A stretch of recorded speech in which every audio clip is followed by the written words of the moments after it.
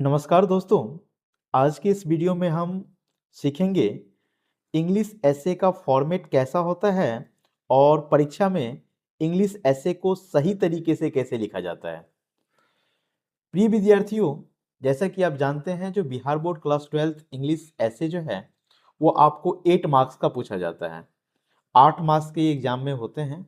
तो सही क्या तरीका है, कैसे हम एसे को बढ़िया से लिख सकते हैं, तो इसके लिए चलते हैं, जानते हैं जो बिहार बोर्ड क्लास 12th का इंग्लिश ऐसे फॉर्मेट जो है वो क्या होता है। दोस्तों, सबसे पहले जरूरी क्या है कि जो सही तरीके से लिखना। तो किसी भी ऐसे को जब आप लिखते हो तो जरूरी है सबसे पहले टाइटल यानी कि शीर्षक को लिखना। टाइटल यानी कि जो आपको टॉपिक दिया गया है उसी को हम लोग टाइटल कहते हैं। तो जैसे कि डेमोक्रेसी हो गया, एनुअल डे सेलिब्रेशन हो गया, ऑनलाइन एजुकेशन हो गया, ये सब जो है इसको हम लोग क्या कहते हैं, टॉपिक कहते हैं। तो ये टाइटल हो गया। तो टाइटल कैसे लिखेंगे, सबसे पहले जरूरी है जो जो भी आपको विषय दिया गया है, जो भी आपको टॉपिक दिया गया है उसके विषय से संबंधित छोटा और स्पष्ट आप एक शीर्षक, एक टाइटल लिखेंगे। और टाइटल जैसे कि डेमोक्रेसी है तो उसको आप बीच में लिखेंगे। Annual day celebration, online education, women empowerment हो गया, ये सभी। सेकंड क्या है कि जो आपको इंट्रोडक्शन देना है। इंट्रोडक्शन में क्या करना है, आपको 30 से लेके 40 वर्ड्स के बीच में लिखना है। कितना? 30 से लेके 40 वर्ड्स के बीच में ही आपको लिखना है। तो विषय का संक्षिप्त जो है आप पहले परिचय करवाइए। जो भी आप टॉपिक पर लिख रहे हैं उसको क्या करना है, आपको संक्षिप्त में बताइए। आप एक शॉर्ट में बताइए जो आप किस टॉपिक पर लिख रहे हैं। तो सबसे पहले जरूरी क्या है कि जो भी आप टॉपिक पर लिखना चाह रहे हैं उसके संबंध में आपको क्या करना है, माइंड में आपको सोच लेना है जो आप किस टॉपिक पर लिख रहे हैं, है ना। सबसे पहले क्या जरूरी है, जो आपको जिस टॉपिक पर आप लिख रहे हैं उसके संबंध में आपको दिमाग में सोच लेना है जो वो टॉपिक किस संबंध में है, किस चीज पर है। उसके बाद उसको इंट्रोडक्शन जो आप देंगे तो उसमें 30 या 40 वर्ड का रखेंगे। विषय का संक्षिप्त में ही परिचय देना है, यानी कि 2 से 3 लाइन है। 2 से 3 लाइन अगर आप लिख देते हैं तो हो जाएगा। फॉर एग्जाम्पल, जैसे डेमोक्रेसी पर अगर आप लिख रहे हैं, लोकतंत्र पर लिख रहे हैं, तो लिखेंगे democracy is one of the most popular form of government in the modern world. Democracy जो है वो आज का जो सरकार चलाने का जो सिस्टम है उसमें सबसे बेहतरीन, यानी कि आधुनिक वर्ल्ड में, आधुनिक जो मॉडर्न वर्ल्ड है उसमें डेमोक्रेसी जो है वो एक सबसे बेहतर तरीका है। और it gives equal right and freedom to the people. और ये क्या करता है, डेमोक्रेसी क्या करता है, ये हमें इक्वल राइट देता है, एक समान अधिकार देता है, और साथ ही साथ लोगों को आज़ादी देता है। तीसरी बात क्या है, जो बॉडी लिखना होता है जिसको हम मेन कंटेंट कहते हैं, मुख्य भाग, इसमें आप 100 से लेके 120 वर्ड्स को आप इसमें रखेंगे। कितना रखेंगे? 100 से लेके 120 वर्ड्स इसमें रखना है। इस भाग को आप चाहे तो 2 या 3 पैराग्राफ में बांट सकते हैं। 2 पैराग्राफ में बांट लेंगे तो ज़्यादा बेहतर रहेगा। पहला क्या है, जो आप एक्सप्लेनेशन देंगे, उस जो टॉपिक पर आप लिख रहे हैं उसके इम्पोर्टेंस के बारे में बताइए, उसका विषय जो है उसके बारे में बताइए, उसकी व्याख्या कीजिए, उसका क्या महत्व है, क्या कारण है, इसके बारे में जानकारी दीजिए। दूसरा क्या है, जो उसका क्या एडवांटेज है, क्या लाभ है, क्या डिसएडवांटेज है, क्या उसका हानि है, या उसका प्रकार क्या है, उसका इफेक्ट क्या है, ये सब बता सकते हैं। जैसे आप पॉल्यूशन पर लिख रहे हैं, प्रदूषण पर लिख रहे हैं, तो उसका पॉल्यूशन का क्या एडवांटेज है, क्या डिसएडवांटेज है, क्या इफेक्ट है, ये सब बात आप लिख सकते हैं। और साथ ही साथ कुछ एग्जाम्पल दे दीजिए, कुछ उदाहरण आप वहाँ पर दे दीजिए। नेक्स्ट है आपका फोर्थ, कंक्लूजन यानी कि निष्कर्ष। इसमें 30 से लेके 40 शब्द का आप चयन करें। और इसमें आपको करना क्या है कंक्लूजन में, तो इसमें आप जो भी टॉपिक पर आप ऐसे लिख रहे हो उसके बारे में पूरा उसका जो है समरी आप लिख दीजिए। लास्ट में जो है समराइज कर दीजिए, यानी कि उसका सार क्या है, पूरे निबंध का जो सार है उसको आप यहाँ पर बताएंगे। और लास्ट में जो है पॉजिटिव एंड करना है, पॉजिटिव तरीके से लिखना है। जैसे एग्जांपल के लिए, in conclusion democracy play an important role in the development of a nation.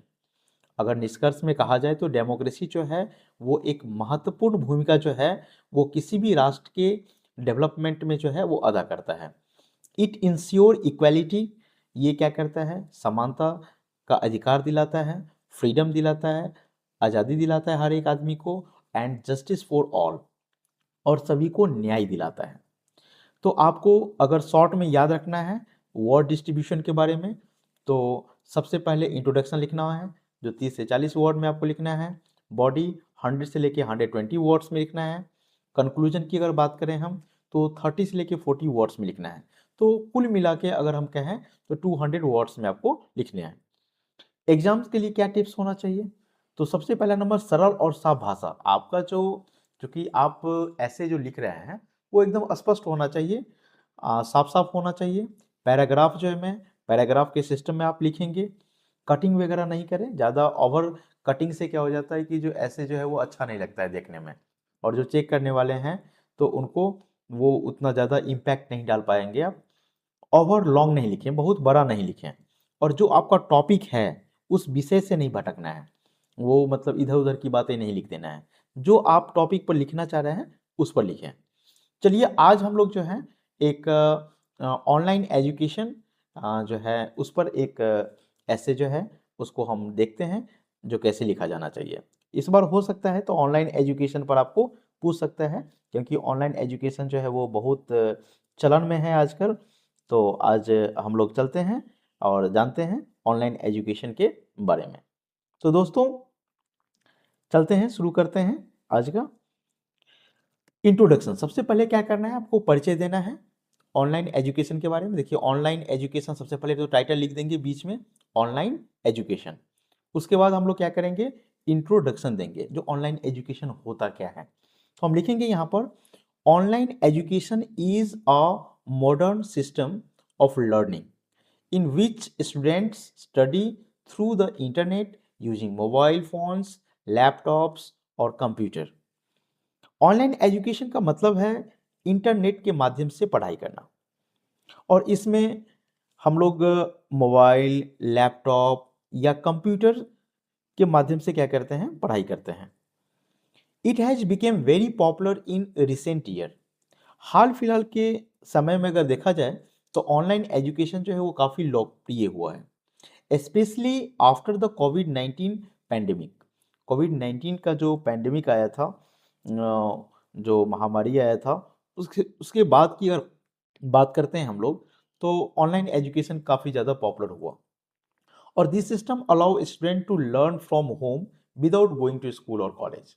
और आज ऑनलाइन एजुकेशन के कारण ही आज बच्चे, स्टूडेंट जो हैं वो बिना स्कूल कॉलेज जाए भी अगर चाहें तो घर पर से हम लोग पढ़ाई कर सकते हैं, क्योंकि कहता है ना जो आवश्यकता ही आविष्कार की जननी है। तो जब कोविड-19 आया तो लोगों को फिर समझ में आया कि भाई एजुकेशन जो है वो घर बैठे भी दिया जा सकता है। तो ऑनलाइन एजुकेशन ने क्या किया, उसमें हेल्प किया। अब हमने क्या किया, अब यहाँ पर इंट्रोडक्शन दे दिया। अब इंट्रोडक्शन के बाद सेकंड है हमारा बॉडी। इसमें हम बताएंगे जो इसका मुख्य भाग जो है बॉडी है। इसमें हम बताएंगे जो इसका ऑनलाइन एजुकेशन का क्या लाभ है, ये सब बताएंगे। तो चलिए जानते हैं। Online education provides many advantage. Online education जो है वो बहुत सारे उसके लाभ हैं। Students can attend classes from any place and at any time.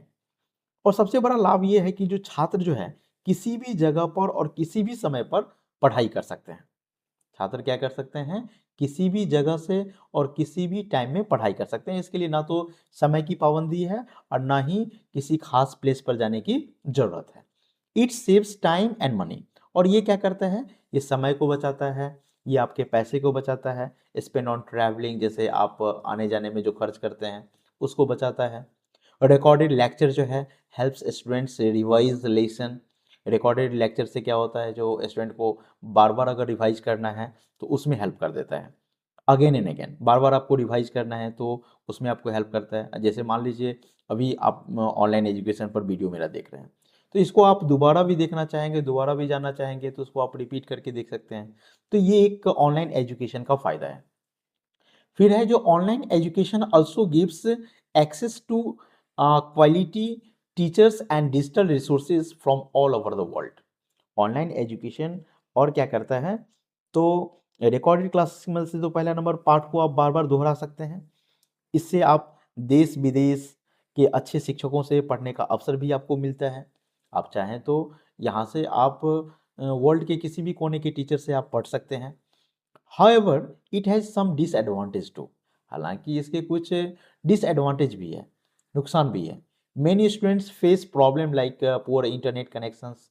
और जब आप ऑनलाइन एजुकेशन प्राप्त कर रहे हो तो बहुत सारे स्टूडेंट क्या करते हैं कि जो उनको दिक्कतें क्या आती है, internet connection, poor internet connection का दिक्कत आ जाता है।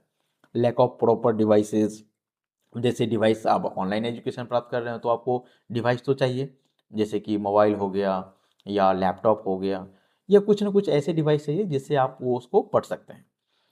सेकंड है interaction with the teachers and friend, और फेस टू फेस जो and long screen time affect health and student miss face to face interactions with teachers and friend.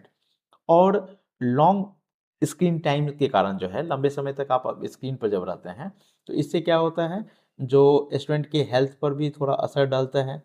Student जो face to face interaction होता है जो class में, जैसे teachers face to face होता है, तो वो उसमें थोड़ा सा कमी आती है। Self discipline is also required for effective online learning. अगर आप ऑनलाइन एजुकेशन प्राप्त कर रहे हैं तो उसमें सेल्फ डिसिप्लिन जो है वो जरूरी है ना। तो ये हो गया हमारा मेन बॉडी। अब है कंक्लूजन। कंक्लूजन यानी कि निष्कर्ष। अब इसमें हम ये बताते हैं कि जो ऑनलाइन एजुकेशन जो है उसका मेन सार क्या है। तो in conclusion, online education is a useful and flexible mode of learning. Online education जो है एक उपयोगी और लचीला शिक्षा प्रणाली है। दो इट हैज़ सम लिमिटेशन, हालांकि इसके कुछ लिमिटेशन भी हैं। It can be very effective if used properly along with traditional classroom teaching. लेकिन it can be very effective, ये इफेक्टिव हो सकता है, ये बेहतर हो सकता है कब, जब हम इसको सही ढंग से अप्लाई करेंगे, सही ढंग से यूज में लाएंगे, है ना, एक अच्छे तरीके से पढ़ने का कोशिश करेंगे तो ऑनलाइन एजुकेशन भी जो है वो बेहतर शिक्षा आपको दे सकता है। तो आज का वीडियो अब यहीं पर हम समाप्त करते हैं, और हम और भी टॉपिक पर जो है ऐसे नेक्स्ट 2-3 दिन तक लाते रहेंगे, और आप कमेंट में बताएंगे जो किन किन टॉपिक पर आपको ऐसे चाहिए। अगर आपको ये वीडियो पसंद आता है तो अब इसको लाइक करें, शेयर करें, कमेंट करें। Thank you.